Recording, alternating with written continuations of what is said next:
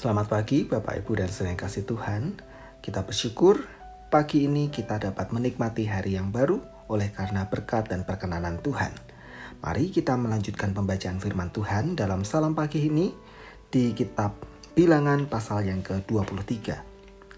Lalu berkatalah Bileam kepada Balak, dirikanlah bagiku di sini 7 mezbah dan siapkanlah bagiku di sini 7 ekor lembu jantan dan 7 ekor domba jantan. Balak melakukan seperti yang dikatakan Bileam.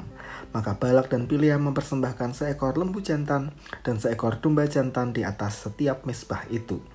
Sesudah itu berkatalah Bileam kepada Balak, berdirilah di samping korban bakaranmu, tetapi aku ini hendak pergi. Mungkin Tuhan akan datang menemui aku, dan perkataan apapun yang dinyatakannya kepadaku akan kuberitahukan kepadamu. Lalu pergilah ia ke atas sebuah bukit yang gundul. Maka Allah menemui Bileam, lalu Bileam berkata kepadanya, "Ketujuh mezbah itu telah kuatur, dan kupersembahkan seekor lembu jantan dan seekor domba jantan di atas setiap mezbah." Kemudian Tuhan menaruh perkataan ke dalam mulut Bileam dan berfirman, "Kembalilah kepada Balak dan katakanlah demikian." Ketika ia kembali, maka Balak masih berdiri di situ di samping korban bakarannya bersama dengan semua pemuka Moab. Lalu Bileam mengucapkan sanjaknya, katanya, "Dari Aram aku disuruh datang oleh Balak raja Moab, dari gunung-gunung sebelah timur. Datanglah," katanya, "kutuklah bagiku Yakub, dan datanglah kutuklah Israel. Bagaimanakah aku menyerapah yang tidak diserapah Allah? Bagaimanakah aku mengutuk yang tidak dikutuk Tuhan?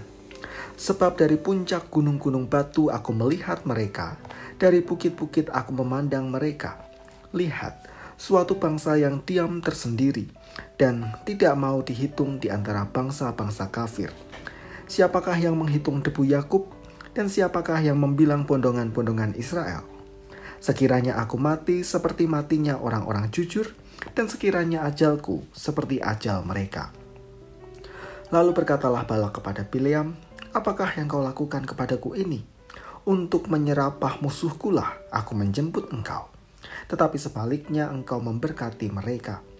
Tetapi ia menjawab, "Bukankah aku harus berawas-awas, supaya mengatakan apa yang ditaruh Tuhan ke dalam mulutku?" Lalu Balak berkata kepadanya, "Baiklah, pergi bersama-sama dengan aku ke tempat lain, dan dari sana engkau dapat melihat bangsa itu. Engkau akan melihat hanya bagiannya yang paling ujung, tetapi seluruhnya tidak akan kau lihat. Serapahlah mereka dari situ bagiku." Lalu dibawanyalah dia ke padang pengintai ke puncak gunung Pisga. Ia mendirikan 7 mezbah dan mempersembahkan seekor lembu jantan dan seekor domba jantan di atas setiap mezbah itu. Kemudian berkatalah ia kepada Balak, "Berdirilah di sini, di samping korban bakaranmu, sedang aku hendak bertemu dengan Tuhan di situ." Lalu Tuhan menemui Bileam dan menaruh perkataan ke dalam mulutnya dan berfirman, "Kembalilah kepada Balak dan katakanlah demikian." Ketika ia sampai kepadanya, Balak masih berdiri di samping korban bakarannya bersama-sama dengan pemuka-pemuka Moab. Berkatalah Balak kepadanya, "Apakah yang difirmankan Tuhan?" Lalu diucapkannyalah sanjaknya, katanya, "Bangunlah hai Balak dan dengarlah. Pasanglah telingamu mendengarkan aku, ya anak Sipor. Allah bukanlah manusia sehingga ia berdusta, bukan anak manusia sehingga ia menyesal. Masakan ia berfirman dan tidak melakukannya, atau berbicara dan tidak menepatinya? Ketahuilah, aku mendapat perintah untuk memberkati, dan apabila dia memberkati, maka aku tidak dapat membalikkannya. Tidak ada ditengok kepincangan di antara keturunan Yakub, dan tidak ada dilihat kesukaran di antara orang Israel. Tuhan Allah mereka menyertai mereka, dan sorak-sorak karena raja ada di antara mereka. Allah yang membawa mereka keluar dari Mesir adalah bagi mereka seperti tanduk kekuatan lembu hutan. Sebab tidak ada mantra yang mempan terhadap Yakub ataupun tenungan yang mempan terhadap Israel. Pada waktunya akan dikatakan kepada Yakub, begitu juga kepada Israel, keajaiban yang diperbuat Allah. Lihat, suatu bangsa yang bangkit seperti singa betina yang berdiri tegak seperti singa jantan, yang tidak membaringkan dirinya sebelum ia memakan mangsanya dan meminum darah dari yang mati dibunuhnya.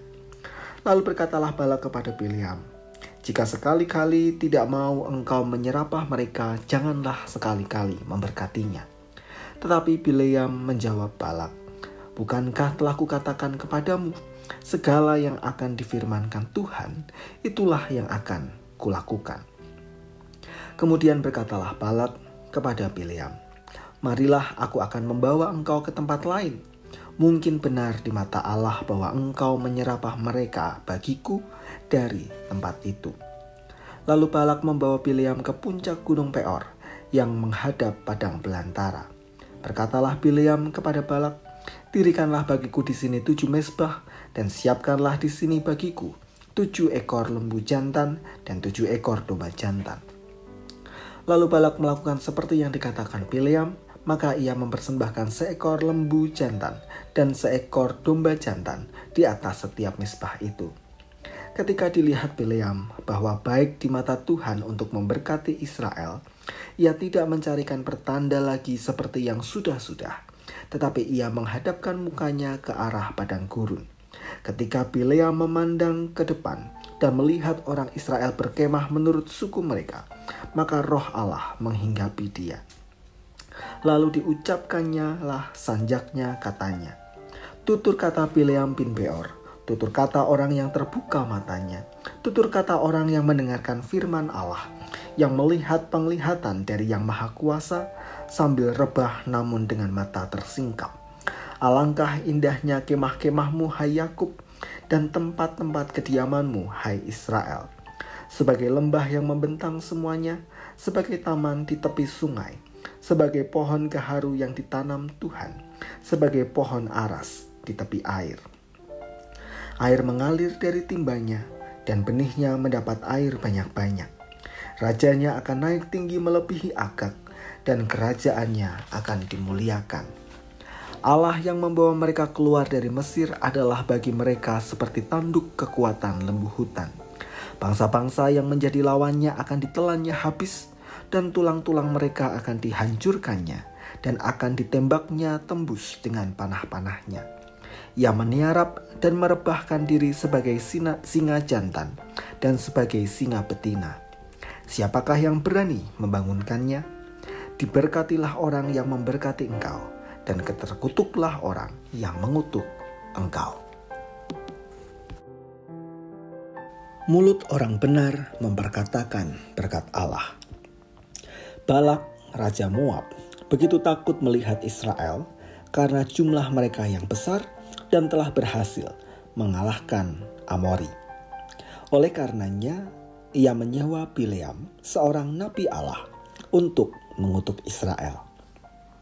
Namun Bileam sejak semula selalu berkata bahwa ia hanya akan memperkatakan apa yang difirmankan Tuhan kepadanya.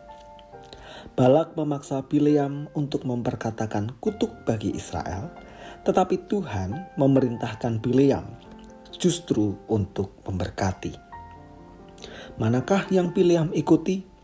Tentulah firman Tuhan.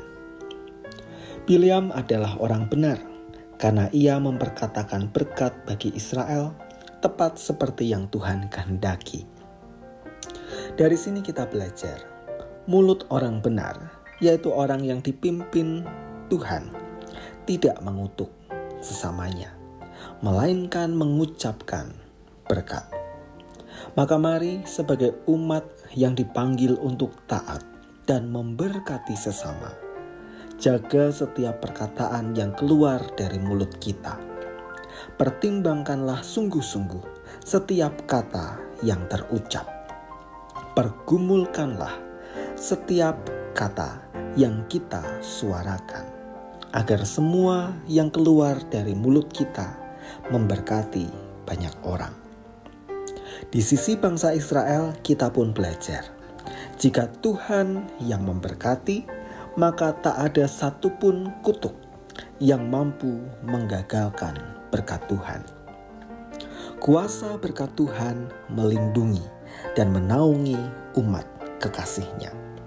Oleh karena itu, kiranya hal ini menjadi berita sukacita bagi kita semua, bahwa tidak ada kutuk bahkan kuasa gelap manapun yang sanggup menggagalkan berkat Tuhan.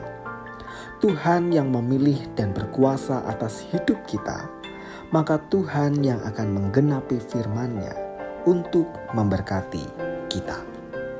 Mari kita berdoa. Bersyukur atas firman Tuhan yang meneguhkan kami hari ini, mengingatkan kepada kami untuk menggunakan mulut kami untuk memperkatakan berkat bagi sesama. Dan kami juga diteguhkan bahwa di dalam Tuhan tersedia berkat yang sejak semula telah Tuhan sediakan, dan tidak ada kutuk manapun, bahkan kuasa gelap manapun yang sanggup menggagalkan berkat Tuhan. Ajar kami untuk percaya dan mempercayakan kehidupan kami pada pemeliharaan Tuhan. Kami menyerahkan aktivitas kami sepanjang hari ini. Mohon Tuhan menyertai dan memberkati kami. Di dalam nama Tuhan kami Yesus Kristus, kami berdoa. Amin.